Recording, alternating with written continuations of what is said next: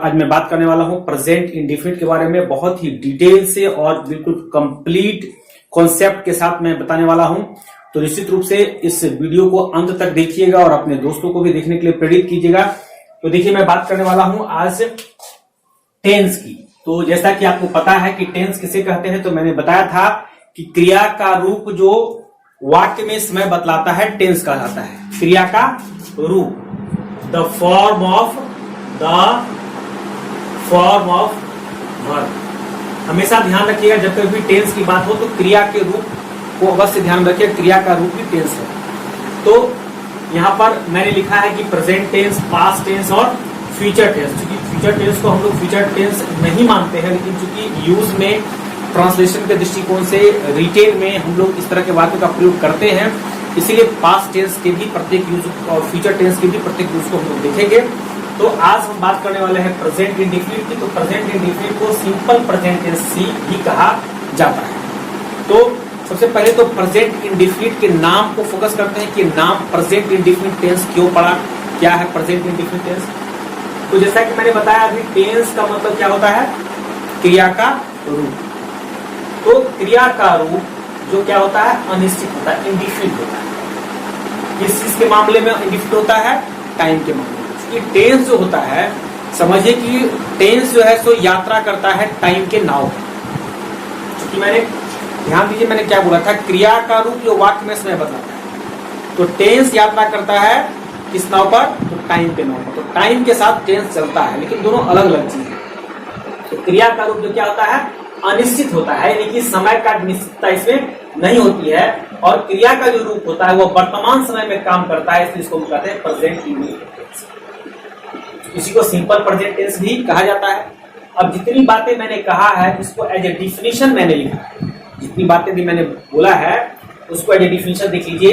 A sentence that shows an action, एक वाक्य जो दिखलाता है एक काम को, विच इज डन, जो किया जाता है, विच इज डन, जो किया जाता है, इन द प्रेजेंट टाइम, वर्तमान समय में, is called present indefinite tense.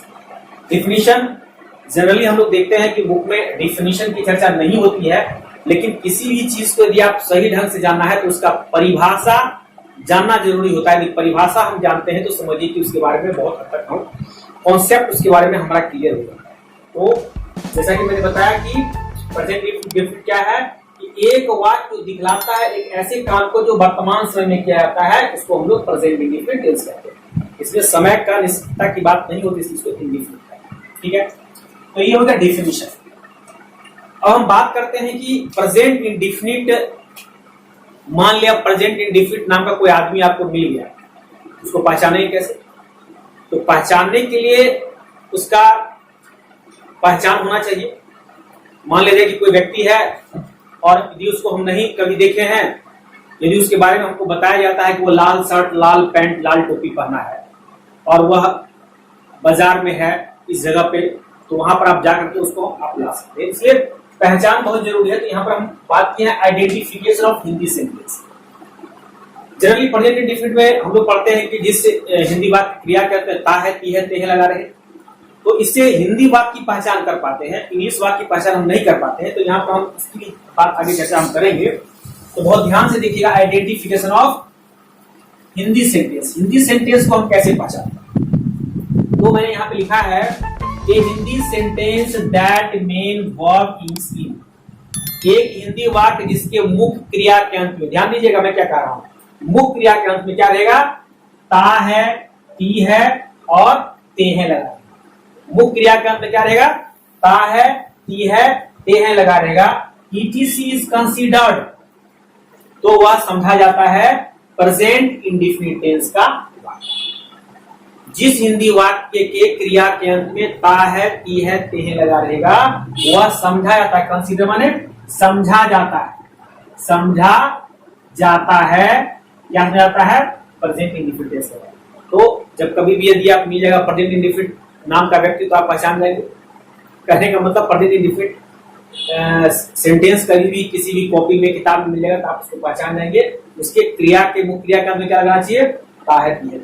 अब यहाँ पर जो है सो कहीं और खोजने की जरूरत नहीं, यहाँ पर दो वाक्य एक है राम आम खाता है और एक है आम मीठा होता है।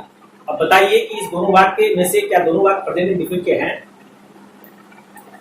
तो निश्चित रूप से आप यदि देखेंगे कि देखिए यहाँ पे लिखा है ता है, ता है। अब दोनों वाक्य लास्ट में लगा हुआ है ता है, तो निश्चित रूप से मैंने यहाँ पे लिखा है ता है कहते हैं, तो दोनों वाक्य होना चाहिए। लेकिन ऐसी बात नहीं, ये ऊपर का वाक्य होगा प्रेजेंट इंडिफिनिट का और नीचे का वाक्य प्रेजेंट इंडिफिनिट का। क्यों नहीं होगा? गौर कीजिएगा, मैंने यहाँ पे क्या लिखा हुआ है? मुख्य क्रिया के अंत में। वाक्य के अंत की बात मैंने नहीं कर रहा, मुख्य क्रिया के अंत में ता है कि होना चाहिए। आम मीठा होता है में मुख्य क्रिया है ही नहीं, वाक्य के अंत में ता है कि लगा हुआ है, मुख्य क्रिया इसमें नहीं है, इसीलिए यह वाक्य प्रेजेंट इंडिफिनिट का नहीं होगा। और इसमें आप देख सकते हैं खाना भर है और खाना के अंत में ता है लगा हुआ है, इसलिए यह प्रेजेंट इंडिफिनिट का वाक्य है। इसलिए कभी भी गड़बड़ाइएगा नहीं, किसी भी वाक्य के अंत में ता है कि का बात नहीं हो रहा है, मुख्य क्रिया के अंत में ता है कि का बात, तो इसको ध्यान रखिएगा। अब देखिए फिर मैंने लिखा आइडेंटिफिकेशन ऑफ इंग्लिश सेंटेंस, क्योंकि इंग्लिश का वाक्य, क्योंकि इंटर का सिलेबस में आप देखिएगा तो बहुत सारा अभी ऑब्जेक्टिव जो पूछा जाता है, तो इंग्लिश का वाक्य होता है और उसमें पकड़ना होता है कि कौन सा वाक्य प्रेजेंट इंडिफिनिट का है। ऑप्शन होता है और ऑप्शन में चूज करना होता है। तो अंग्रेजी में ये, हिंदी तो ताहत है से हम पकड़ लेंगे, लेकिन इंग्लिश का वाक्य यदि कहीं लिखा हुआ है उसको हम कैसे पकड़ेंगे? प्रेजेंट इंडिफिनिट का वाक्य है। तो जनरली आप समझ लीजिए कि प्रेजेंट इंडिफिनिट टेंस का वाक्य होता है वह हैबिट को बताता है, यूनिवर्सल ट्रूथ को बताता है। यदि वाक्य को देखने से लगे कि यदि यूनिवर्सल ट्रूथ की बात हो रही है, हैबिट की बात हो रही है, तो ऐसा वाक्य प्रेजेंट इंडिफिनिट में ही बनता है। और यह भी जान लीजिए कि कुछ ऐसे वर्ड हैं जो प्रेजेंट हैबिट को बताते हैं। यदि आपको लगे कि यह प्रेजेंट हैबिट, मैंने लिखा है प्रेजेंट हैबिट शोइंग वर्ड, कुछ ऐसे वर्ड हैं जो कि प्रेजेंट हैबिट को बताने वाले वर्ड होते हैं। यदि यह वाक्य में लगा हुआ रहेगा तो आप समझ लीजिए कि वाक्य क्या है अंग्रेजी का? प्रेजेंट इंडिफिनिट टेंस का। तो यह कौन सा वाक्य हो सकता है? वाक्य में डेली लगा रह सकता है, एवरी डे लगा हुआ रह सकता है, अब एवरी नाइट हो सकता है, एवरी मॉर्निंग हो सकता है, एवरी मंथ हो सकता है, एवरी वीक हो सकता है, एवरी ईयर हो सकता है। यानी एवरी के साथ लगा हुआ होगा। उसी तरह से वंस ए डे हो सकता है, वंस ए वीक हो सकता है, वंस ए मंथ हो सकता है, वंस ए ईयर हो सकता है। तो यदि साल में एक बार, दिन में एक बार, महीना में एक बार, इस तरह का वाक्य हो सकता है। या फिर twice a day, twice a week, दिन में एक बार, सॉरी दिन में 2 बार, सप्ताह में 2 बार, साल में 2 बार, महीना में 2 बार। तो यदि इस तरह का वाक्य रहेगा, साथ साथ और भी यहाँ पर मैंने लिखा है ऑलवेज लगा हुआ हो सकता है, सेल्डम, ऑलवेज मीन्स हमेशा, सेल्डम मीन्स शायद ही कभी, नेवर मीन्स कभी नहीं, हार्डली शायद ही कभी, स्कार्सली, रेयरली, सबका मतलब लगभग वही होता है, शायद ही कभी, हैबिचुअली, यूजुअली प्रायः, हैबिचुअली प्रायः, जनरली सामान्यतः प्रायः, समटाइम्स, ऑफेन, रेगुलरली। यदि इस तरह के शब्द यदि वाक्य में लगे हुए आप देखेंगे तो आप समझ सकते हैं और आपको लगेगा कि यह प्रेजेंट हैबिट को बताने वाला होता है। कि पास्ट हैबिट को बताने वाला होगा तो पास्ट इंडिफिनिट होगा। यदि आपको लगे कि यह प्रेजेंट हैबिट को बताने वाला वाक्य है, जनरली आप समझ लीजिए कि ये सब शब्द यदि लगा रहता है तो प्रायः, हमेशा में नहीं कहा, प्रायः यह सेंटेंस क्या होता है? प्रेजेंट इंडिफिनिट टेंस का होता है। और आप ऑप्शन के अनुसार उसको आप सही बना सकते हैं, मिला सकते हैं। तो इस तरह से आपने देख लिया कि identification of Hindi sentence, identification of English sentence. अब हम आगे बात करते हैं स्ट्रक्चर की और उसके बाद हम बात करेंगे एग्जाम। जैसा कि बताया था स्ट्रक्चर के बारे में, अगला स्ट्रक्चर है। तो अगला, किसी भी वाक्य के 6 रूप होते हैं, वाक्य के 6 प्रकार होते हैं। इस पर मैं एक वीडियो बना दूंगा। तो किसी वाक्य के 6 रूप होते हैं। तो पहला रूप का नाम है पॉजिटिव सेंटेंस, इसको शॉर्ट में हम यहाँ पे लिखे हैं पॉजिटिव, प्लस को पॉजिटिव यहाँ देख रहे हैं। और ये लास्ट का जो भी है ये यहाँ पर मैंने यहाँ पे डाल दिया, ये जो भी है ये यहाँ पर डाल दिया, तो पॉजिटिव हो गया। और ये सेंटेंस के लिए जो है सो एसईएनटी लिख दिया। तो पॉजिटिव सेंटेंस को अगला बार जब हम आगे प्रेजेंट कॉन्टिन्यूअस वगैरह पढ़ेंगे तो हम लोग इसको नहीं लिखेंगे, सीधे शॉर्ट इसको आप समझ जाएंगे। तो इसका स्ट्रक्चर क्या होता है कि किसी भी वाक्य को अंग्रेजी में लिखते हैं तो सबसे पहले क्या लिखते हैं? सब्जेक्ट लिखते हैं, एसयूबी सब्जेक्ट, प्लस यहाँ पर वर्ब लिखते हैं। तो वर्ब जो है, वर्ब का 5 रूप होता है, V1, V2, V3, V4 और V5। तो इसमें या तो पहला फॉर्म हो सकता है या फिर 5वां फॉर्म हो सकता है। कहाँ पे पहला लगेगा, कहाँ पे 5वां लगेगा, इसके लिए यहाँ पर डायग्राम मैंने बताया है। फिर ऑब्जेक्ट होगा और तब RW है। RW का मतलब होता है रिमेन। RW का मतलब रिमेन, आर से हो गया रिमेन और डब्ल्यू से व्हाट, शेष शब्द। रिमेन माने क्या होता है, शेष, और ये हो गया शब्द। बहुत सारे टीचर ओडब्ल्यू भी लिखते हैं अदर वर्ड, तो इसमें कोई अंतर नहीं है, तो ये आरडब्ल्यू हो गया। तो अब यहाँ पर बात यह है कि सब्जेक्ट किसी भी सेंटेंस में तो सब्जेक्ट हम ले आएंगे, लेकिन उसके बाद वर्ब का पहला रूप लगेगा या पांचवा रूप लगेगा, ये थोड़ा सा कंफ्यूजन वाली बात है। इस कंफ्यूजन को दूर करने के लिए यहाँ पर देखिए मैंने लिखा है सिंगुलर नंबर और प्लूरल नंबर। तो सिंगुलर नंबर, प्लूरल नंबर, ये डायग्राम मैंने बनाया है और इसमें ये फर्स्ट पर्सन, सेकंड पर्सन और थर्ड पर्सन। तो फर्स्ट पर्सन सिंगुलर नंबर में आई हो गया बोलने वाला, और फर्स्ट पर्सन प्लूरल नंबर में हो गया बी, हम लोग। बोलने वाला यदि ज्यादा एक से अधिक है तो बी हो गया, हम लोग हो गया। फिर है सेकंड पर्सन सिंगुलर नंबर में यू, और सेकंड पर्सन प्लूरल नंबर में भी यू होता है, यानी आपके लिए भी यू और आप लोग के लिए भी यू का प्रयोग करते हैं। फिर यहाँ पर है थर्ड पर्सन सिंगुलर नंबर। तो थर्ड पर्सन सिंगुलर नंबर क्या होगा, ही, सी, इट एंड वन नेम, और एक नाम। तो यदि ये थर्ड पर्सन सिंगुलर नंबर हो गया और ये प्लूरल नंबर हो गया, थर्ड पर्सन प्लूरल नंबर दे हो गया, और मोर देन वन नेम, एक नाम से अधिक, मोर देन वन नेम, ठीक है, एक नाम से अधिक, तो इसको हो गया ये थर्ड पर्सन प्लूरल नंबर। अब देखिए जब जहां पर ये आई फर्स्ट पर्सन सिंगुलर नंबर में V1, इसमें V1, सिर्फ ये थर्ड पर्सन सिंगुलर नंबर जो है ही, सी, इट और एक नाम के साथ क्या लगेगा, वर्ब का पांचवा रूप लगेगा। और आगे जो हम लोग पढ़ेंगे डू और डज, अभी तो इसमें डू डज नहीं लगा हुआ है, निगेटिव वगैरह बनाएंगे तो डू डज आप देख सकते हैं नीचे में है। ऐसी परिस्थिति में भी जो है सो जहां पर V5 लगा है वहां पर लगेगा डज, और बाकी सब के साथ क्या लगेगा, डू। आप देख सकते हैं आई के साथ डू, बी के साथ डू, यू के साथ डू, यू के साथ डू, और दे और मोर देन वन नेम के साथ भी डू। इसका शॉर्ट स्क्रीन भी लेना चाहेंगे तो आप निश्चित रूप से ले सकते हैं, ठीक है। तो अब जो है सो अब हम इस पे आते हैं, इस पे एक एग्जांपल आपको देते हैं। जैसे कि हम कहते हैं कि वह झूठ बोलता है, झूठ बोलता है। अब देखिए वह झूठ बोलता है, तो वह क्या हो गया, थर्ड पर्सन सिंगुलर नंबर ही, इसके लिए क्या लगेगा, V5 लगेगा। तो V5 का मतलब भर में एस या एस लगाना है, तो वह झूठ बोलता है तो क्या हो जाएगा, ही टेल से, ये टेल्स लग गया, एस लग गया, ही टेल से लाए, वह झूठ बोलता है। यदि रहता मैं खाना खाता हूं, मैं खाना खाता हूं, तो देखिए मैं यहां पर हो गया फर्स्ट पर्सन हो गया सिंगुलर नंबर, तो वहां पर क्या लगेगा, V1 लगेगा, तो क्या होगा, आई ईट,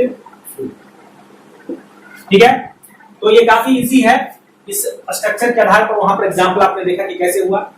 तो ये था पॉजिटिव सेंटेंस का। अब हम बात करते हैं निगेटिव सेंटेंस। निगेटिव सेंटेंस में क्या होता है, नहीं लगा रहेगा। जैसे कि आप देख सकते हैं निगेटिव सेंटेंस को मैंने यहाँ पे लिखा है, और उसके बाद जो है सो इसको शॉर्ट में लिखा है निगेटिव -VE और INT, सॉरी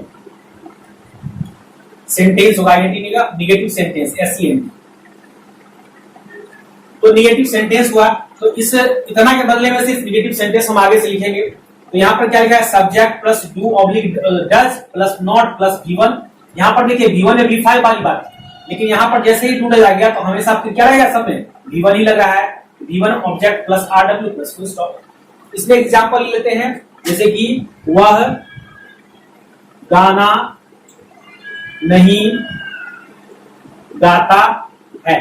अब देखिए नहीं लगा हुआ है तो क्या हो जाएगा, ही डज, अब चूंकि ही है तो ही शब्द मैंने बताया था थर्ड पर्सन में डज लगेगा, he does not sing a song, full stop. तो इस सेकंड के अनुसार निगेटिव सेंटेंस के अनुसार आपने देखा कि does not, he does not sing a song. अब हम बात करते हैं 3 नंबर में है पॉजिटिव इंट्रोगेटिव सेंटेंस। इसमें क्या लगा रहेगा, शुरू में किसी भी वाक्य, हिंदी वाक्य में शुरू में क्या लगा रहेगा, पॉजिटिव इंट्रोगेटिव सेंटेंस। इतने लंबे चीज को पॉजिटिव इंट्रोगेटिव सेंटेंस को शॉर्ट में खाली प्लस VE INT लिखेंगे, पॉजिटिव इंट्रोगेटिव सेंटेंस हो गया। अब इसको क्या करते हैं, पहले डू डज पहले आ जाता है, देखिए आप देख सकते हैं डू डज पहले आ गया, डू डज पहले लिखेंगे, फिर सब्जेक्ट लिखेंगे, फिर V1 plus object plus RW plus mark. इस बात पे क्या लगा रहेगा, शुरू में क्या लगा रहेगा, जैसे कि क्या वह गाली देता है, अब देखिए क्या लगा हुआ है शुरू, तो बहुत सारे लोग क्या के लिए व्हाट का प्रयोग करते हैं, व्हाट का क्या, लेकिन किसी वाक्य के शुरू में भी क्या लगा हुआ रहता है तो उसके लिए व्हाट का प्रयोग नहीं करते हैं, सीधे जो एक्टिवरी वर्ब है एक्टिवरी वर्ब को पहले आगे हम लोग लिख देते हैं। तो ही के साथ क्या लगेगा, डज लगेगा, तो सीधे क्या लगेगा, does he abuse, does he abuse, क्या वो गाली देता है, हो गया। और बात करते हैं 4 नंबर में, कहा है निगेटिव इंट्रोगेटिव सेंटेंस। तो निगेटिव इंट्रोगेटिव में क्या करते हैं, देखते हैं माइनस भी कर दिए तो निगेटिव हो गया, और आईएनटी इंट्रोगेटिव, कहने का मतलब इतना के बदले में सिर्फ इतना लिखेंगे निगेटिव इंट्रोगेटिव सेंटेंस। अब इसमें क्या क्या हुआ है, जैसा ऊपर में सेम टू सेम वैसा सिर्फ क्या कर दिया, सब्जेक्ट के आगे पीछे हम नोट लगा सकते हैं, देख रहे हैं, do does plus not plus subject plus note plus given plus subject plus order plus notation. अब नोट को गोल घेरा में क्यों घेरा हुआ भाई, क्योंकि सब्जेक्ट के पहले भी नोट लगा सकते हैं और सब्जेक्ट के बाद भी लगा सकते हैं। ध्यान यही रखना है कि सब्जेक्ट के पहले लगाए तो कॉन्ट्रैक्ट फॉर्म में लगा दीजिएगा। जैसे यहाँ पर एग्जांपल देते हैं कि क्या वे लोग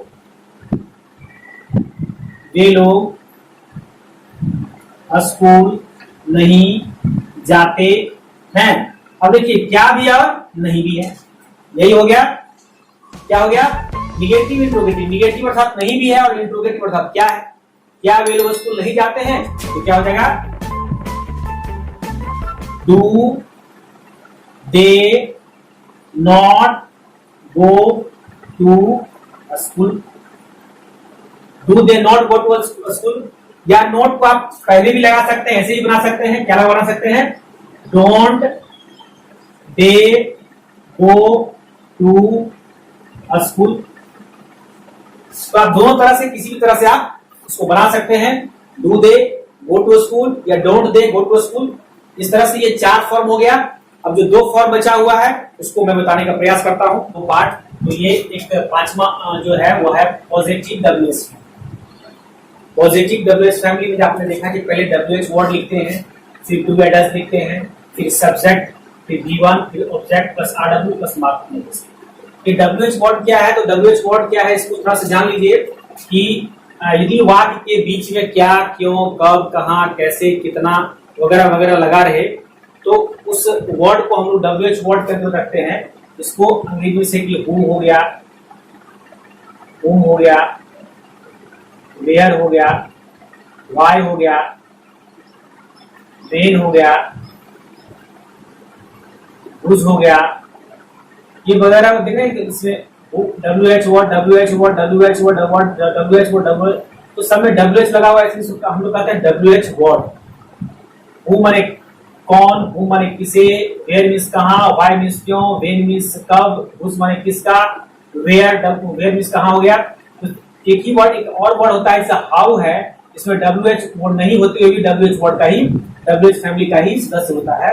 तो ये क्या, क्यों, कब, कहां, कैसे भी वाक्य के बीच में लगा हुआ रहेगा तो उसको हम लोग पहले WH वर्ड जो होगा, क्या, क्यों, कब, कहां, कैसे, उसको पहले लिखते हैं। इसी की एग्जांपल भी देख सकते हैं आप। उसी क्यों लिखते हैं, क्यों का इंग्लिश व्हाई होता है तो व्हाई पहले लिख दिए। उसके बाद जो है सो डू या डज या किसके अनुसार, सब्जेक्ट के अनुसार। तो सब्जेक्ट में यू है तो पिछले डायग्राम में हमने बताया था कि उससे क्या लगेगा, डू लगेगा, तो डू लगा दिए। फिर उसके बाद फिर क्या है, वर्ब, वर्ब का पहले तो कितना बीट हो गया और फिर ऑब्जेक्ट यू हो गया। Why do you beat him, आप उसे क्यों पीटते। अब इसमें क्या है कि निगेटिव डब्ल्यूएच फैमिली, तो क्या, क्यों, कब, कहां, कैसे के साथ यदि वाक्य में नहीं भी लगा हुआ है तो वह निगेटिव डब्ल्यूएच फैमिली होगा। तो जिससे कि इसमें आप देख सकते हैं स्ट्रक्चर WH वर्ड है प्लस डू या डज है। नोट आप यहां भी लगा सकते हैं, सब्जेक्ट के पहले भी लगा सकते हैं और सब्जेक्ट के बाद भी लगा सकते हैं। प्लस गिवन है प्लस ऑब्जेक्ट है प्लस आरडब्ल्यू है प्लस मार्क ऑफ पोजीशन है। अब यहाँ पर देखिए एक दूसरा एग्जाम्पल ये है, आप अपने बच्चों को क्यों नहीं पढ़ाते। ठीक है, इसमें भी क्या होगा, क्यों का अंग्रेजी यहाँ पर वाई लिख दिए। अब क्यों नहीं भी है तो वाई डोंट लगा दिए, चूंकि यू के साथ भी डू लगेगा तो वाई डोंट यू टीच। अब ये वर्ब आ गया टीच, और फिर अपने बच्चों को, तो अपने बच्चे के लिए चिल्ड्रन हो गया। तो आप देख सकते हैं इस स्ट्रक्चर पर सेम टू सेम जो है ये सेंटेंस को हमने डाल दिया है, रख दिया है और इसका ट्रांसलेशन बन गया। तो सिर्फ और सिर्फ इस स्ट्रक्चर को ध्यान रखना है, यदि 5-6 स्ट्रक्चर आपको याद है, आता है, आइडेंटिफिकेशन आपको आता है तो ये बहुत ही इजी है। इसको प्रैक्टिस के लिए अपने घर पे प्रैक्टिस के लिए यहाँ पर मैंने दिया है, आप लोग अपने घर में प्रैक्टिस कर सकते हैं। तो एक वाक्य मैंने लिखा दिया है, राहुल अंग्रेजी सीखता है। तो इसको पहला फॉर्म पॉजिटिव सेंटेंस का क्या हो गया, राहुल लर्न्स इंग्लिश, राहुल अंग्रेजी सीखता है। इसका हिंदी क्या होगा, राहुल अंग्रेजी नहीं सीखता है, Rahul does not learn English या डजंट लर्न इंग्लिश हो सकता है। फिर इसका क्या हो जाएगा, क्या राहुल अंग्रेजी सीखता है, डज राहुल लर्न इंग्लिश। इससे क्या होगा, क्या राहुल अंग्रेजी नहीं सीखता है, तो डजंट राहुल लर्न इंग्लिश। इस तरह से जो है सो ये 4 फॉर्म हो गया। अब ये 2 फॉर्म है, राहुल अंग्रेजी क्यों सीखता है, तो क्यों आ गया बीच में, तो why does Rahul learn English. फिर राहुल अंग्रेजी क्यों नहीं सीखता है, तो why doesn't Rahul learn English. तो इस तरह से जो है सो आप भी अपने मन से कुछ वाक्य ले सकते हैं और इस तरह से 6 फॉर्म चेंज करने का प्रयास कर सकते हैं। और इस तरह से आप, यदि आप चाहते हैं कि हम अंग्रेजी स्पोकन भी बोले, तो अंग्रेजी स्पोकन के लिए इसमें स्पोकन प्रैक्टिस का भी गुंजाइश बनता है। आप स्पोकन प्रैक्टिस भी आप इसमें लिख सकते हैं। जैसे कि आप देख सकते हैं इस सेंटेंस के बीच में यहाँ पर एसपी और स्पोकन प्रैक्टिस, जैसे कि डज राहुल लर्न इंग्लिश, क्या राहुल अंग्रेजी सीखता है, तो इसमें हो सकता है एस, हाँ राहुल लर्न्स इंग्लिश। फिर इसमें डजंट राहुल लर्न इंग्लिश, क्या राहुल अंग्रेजी नहीं सीखता है, तो स्पोकन प्रैक्टिस में आप कर सकते हैं no Rahul doesn't learn English. यदि ये प्रैक्टिस आप करते हैं अपने घर में, यदि आपके साथ कोई दोस्त है तो अच्छी बात है, दोस्त के साथ एक दोस्त बोलेगा डज राहुल लर्न इंग्लिश, आप बोलेगा यस राहुल लर्न्स इंग्लिश। तो ये राहुल लिखेगा तो लर्न्स ही है, एक बार प्रैक्टिस करते आपके जबान बिल्कुल फिट हो जाएगा और आप राहुल लर्न्स ही निकलेगा। तो ये प्रैक्टिस कर सकते हैं। फिर आपका दोस्त बोलेगा डजंट राहुल लर्न इंग्लिश, तो आप कर सकते हैं no Rahul doesn't learn English. तो इस तरह से आप इसको काफी प्रैक्टिस करेंगे, प्रैक्टिस करते यह चीज जो है सो रिटेन के साथ आपके टंग पे भी फिट हो जाएगा और इजीली आप लिख भी पाएंगे, बोल भी पाएंगे, समझ पाएंगे। ये सारा चीज आपका क्लियर हो सकता है। यदि आप सपोज आप अकेले हैं, दोस्त नहीं है, तो कोई दिक्कत नहीं है। आप खुद आप आईना के सामने में खड़ा हो सकते हैं और खुद कह सकते हैं डज राहुल लर्न इंग्लिश। आप डज राहुल लर्न इंग्लिश आप खुद बोलेंगे और फिर बोलेंगे yes Rahul learns English, doesn't Rahul learn English, no Rahul doesn't learn English. इस तरह से आप खुद प्रश्न कर सकते हैं और आंसर कर सकते हैं। इस तरह से आप प्रैक्टिस कीजिएगा। शुरू में थोड़ा सा आपको लड़खड़ाएगा जबान, लेकिन धीरे धीरे फिर प्रैक्टिस में आप आ जाएंगे तो बिल्कुल अच्छे ढंग से आप प्रैक्टिस कर सकते हैं। तो इस तरह से हमने प्रेजेंट इंडेफिनिट पर आधारित लगभग बहुत सारी बातों को मैंने बताया, कॉन्सेप्ट क्लियर करने का प्रयास किया। लेकिन फिर भी यदि किसी तरह का दिक्कत होगी तो निश्चित रूप से आप कमेंट कीजिएगा और आपकी समस्या को हम दूर करने का प्रयास करेंगे। तो इसी शब्द के साथ मैं आज का वीडियो को समाप्त करता हूं। फिर आगे मैं प्रेजेंट कंटीन्यूअस लेकर के आऊंगा, निश्चित रूप से देखिएगा और मेरा प्रयास रहेगा कि आप बेहतर कर सके अपने लाइफ में। तो आप लाइक और कमेंट्स करके मुझे यह बताइएगा कि वाकई आपको मेरा वीडियो पसंद आ रहा है, मेरा मेहनत आपको अच्छा लग रहा है। इन्हीं शब्दों के साथ